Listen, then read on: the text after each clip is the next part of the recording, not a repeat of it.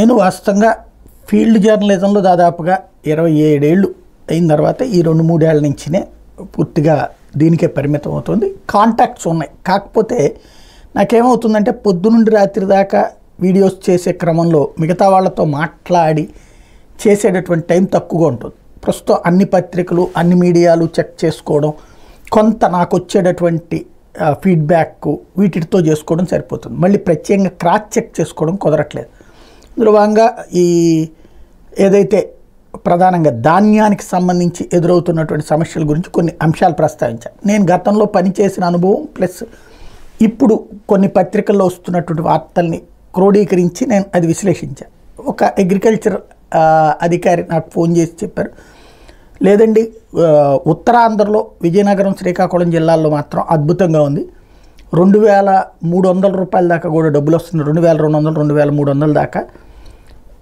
ఇంత అక్కడ రైతులే 2-3 కలిపి, అంటే లారీల్లో నుంచి రావట్లేదు, రైతులే 2-3 కలిపేసి ట్రాక్టర్లో తీసుకొచ్చుకుంటున్నారు, వాళ్ళకి 24 గంటలు డబ్బులు పడుతుంది. నేను మొన్న కూడా ప్రస్తావించాను, 24 గంటల డబ్బులు వేస్తున్నమాట వాస్తవం, 48 గంటలు అన్నారు, ఫాస్ట్లోనే వేస్తున్నారు. కాకపోతే అది బ్రోకర్లు ఎత్తుకుపోతున్నారు అన్నటువంటి పాయింట్ నేను ప్రస్తావించినటువంటి అంశం. అయితే లేదు బ్రోకర్లు కాదు రైతులే అన్నటువంటిది ఒక మిత్రులు ఫోన్ చేసి చెప్పారు. అగ్రికల్చర్కి సంబంధించినటువంటి సచివాలయ సిబ్బంది గతంతో పోల్చుకుంటే బాగుందండి. ఎస్, మంచిది, అది నేను ప్రొజెక్ట్ చేశాను. అయితే ఇక్కడ ఒక ప్రాంతంలో అంటే కొన్ని చోట్ల సక్సెస్ఫుల్గా అధికార యంత్రాంగం పనిచేస్తే నడుస్తుంది, అది అధికార యంత్రాంగం పనిచేయని చోట ప్రాబ్లం ఎట్లా ఉందన్నది మంత్రులు వెళ్ళినప్పుడు ఫీల్డ్లో కొన్ని చోట్ల కనిపించినటువంటి ఉదంతాలు.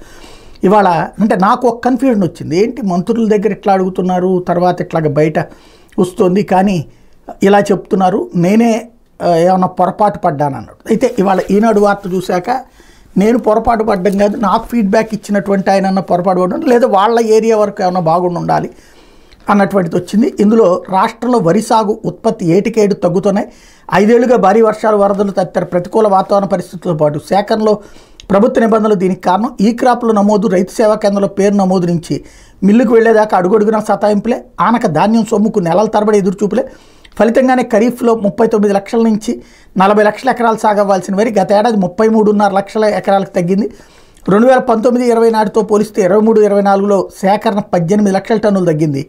ఈ ఏడాది సాగు కొంత పెరిగినా సాధారణం కంటే తక్కువే. అయినా పౌర సరఫరాల, రెవెన్యూ, వ్యవసాయ అధికారులు రైతులు ముప్పతిప్పలు పెట్టే విధానాలు మార్చుకోవట్లేదు. దశాబ్దాలుగా వరి పండిస్తున్నామని గత ప్రభుత్వంలో పడిన ఇబ్బందులు ఎన్నడూ లేవని అన్నదాతలు వాపోతున్నారు. ఈ ఏడాదైనా అధికారులు తీరు మారుతుందని ఆశించిన వారి ధోరణి మారలేదనే అసహనం వ్యక్తమవుతుంది. విధాన నిర్ణయాల ఇబ్బందులకు ప్రధాన కారణమైన సమస్య వచ్చినప్పుడు వాటిని సరళించకుండా కింది స్థాయి సిబ్బందిపై చర్యలు తీసుకుని మమా అనిపిస్తున్నారు. అధికారులు తెచ్చే ప్రతి నిబంధన దళారులు, మిల్లర్లకు లబ్ధి చేకూర్చేలా ఉంది తప్ప రైతులు కష్టాలు తీర్చట్లేదు. విషయం ఏంటంటే ధాన్యం అమ్ముకునేది గత ప్రభుత్వంలో ఎదురైన ఇబ్బందులు పునరావృతం కాకూడదని ముఖ్యమంత్రి చంద్రబాబు అధికారులు నిర్దేశించారు. సేకరణ విధానాలు సరళతరం చేయాలని సూచించారు.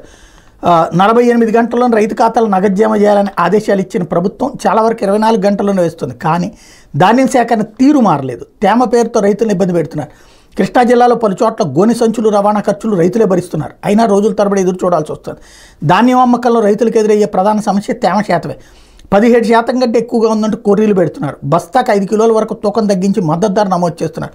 కొన్ని చోట్ల బస్తాకు 200 రూపాయల వరకు మద్దతు ధర కంటే తక్కువ లభిస్తోంది. రైతు సేవా కేంద్రాల్లో తేమ పరికరాలు ఉన్నాయి. అక్కడ సిబ్బంది పరీక్షించాక నిబంధనల మేరకు ఉంటేనే మిల్లులకు పంపిస్తున్నారు. తేమ ఎక్కువగా ఉందని వెనక్కి పంపుతున్నారు. లేదంటే ధర ఎంత తగ్గిస్తారో చెప్పాలని బేరాలాడుతున్నారు. నిజానికి ప్రతి లారీని మిల్లుకు తీసుకెళ్లి తూకం వేయించే బాధ్యత పౌర సరఫరాల శాఖ తరఫున కస్టోడియన్ అధికారి, వెహికల్ మూవ్మెంట్ అధికారులే. వాళ్ళు పట్టించుకోవడం లేదు. రైతు సేవా కేంద్రాల్లోని టెక్నికల్ అసిస్టెంట్ కూడా రైతు సేవ కంటే మిల్లర్ల మాటకి ఎక్కువ ప్రాధాన్యం ఇస్తున్నారు. మండల, డివిజన్, జిల్లా స్థాయి రెవెన్యూ, పౌర సరఫరాల శాఖ అధికారులకు మిల్లర్లతో ఉన్న సంబంధ బాంధవ్యాలే దీనికి కారణం. పొదుపు సంఘాలు, జిల్లా మార్కెటింగ్ సొసైటీల ఆధ్వర్యంలో కొనుగోలు కేంద్రాలు ఏర్పాటు చేసేవాళ్ళు. రైతులు నేరుగా ధాన్యాన్ని అక్కడికి తీసుకెళ్లి విక్రయించేవాళ్ళు. మిల్లర్లు అక్కడే ఉంటారు కాబట్టి ధాన్యాన్ని చూసి కొనుగోలు చేసేవారు. ప్రభుత్వమే అక్కడి నుంచి ధాన్యాన్ని మిల్లుకు తీసుకెళ్లే ఆ వెంటనే డబ్బు జమ చేసేవాళ్ళు. ఇప్పుడు ధాన్యం విక్రయించాలంటే మద్దతు ధరపై ధాన్యం శాఖను పౌర సరఫరాల శాఖ పెద్ద పుస్తకమే రూపొందించింది. ఈ పంట నమోదు నుంచి రైతు సేవా కేంద్రంలో నమోదు, కూపన్ తీసుకోవడం, లోడింగ్ చేయించుకుని తీసుకెళ్లడం వరకు అన్ని దాటితేనే మిల్లుకు ధాన్యం చేరి రైతుకు రసీదు వస్తుంది. అది తేమ నిబంధనల కంటే తక్కువగా ఉండి 125% నాణ్యమైన ధాన్యం అయితేనే తేడా వస్తే ధరలో కోతలే. ఇందుకు వ్యవసాయ సహాయకుల నుంచి టెక్నికల్ అసిస్టెంట్, కస్టోడియన్ అధికారులు, వెహికల్ మూవ్మెంట్ అధికారి సహా ఎంతో పాత్రదారులు ఉన్నారు. అయినా రైతుకు తిప్పలు తప్పడం లేదు. అంతిమంగా మిల్లర్లు చెప్పిందే ధర. వాళ్ళు వేసిందో తూకం అవుతుంది. గత 5 ఏళ్లతో పాటు ఇప్పుడు అదే పరిస్థితి కొనసాగుతుంది. ప్రభుత్వం వీటన్నిటిని సడలించి 2019 ముందు నాటి సరళీకృత విధానాలు అమలు చేయాలని రైతులు కోరుతున్నారు. సిబ్బంది పొలానికి వచ్చి ధాన్యం బస్తాలు నింపి తూకం వేయించుకుని రసీదు ఇచ్చి మిల్లుకే చేరుస్తారు కదా, రైతుకి ఏంటి ఇబ్బంది అన్నట్టుంది కదా. నిజానికి ఇవన్నీ పత్రాల్లోనే. ఈ క్రాప్ తేమ లోడింగ్ గోతాలు మిల్లుకి తీసుకెళ్లడం వరకు ప్రతి దశలోనూ రైతుకు ఇబ్బందులే.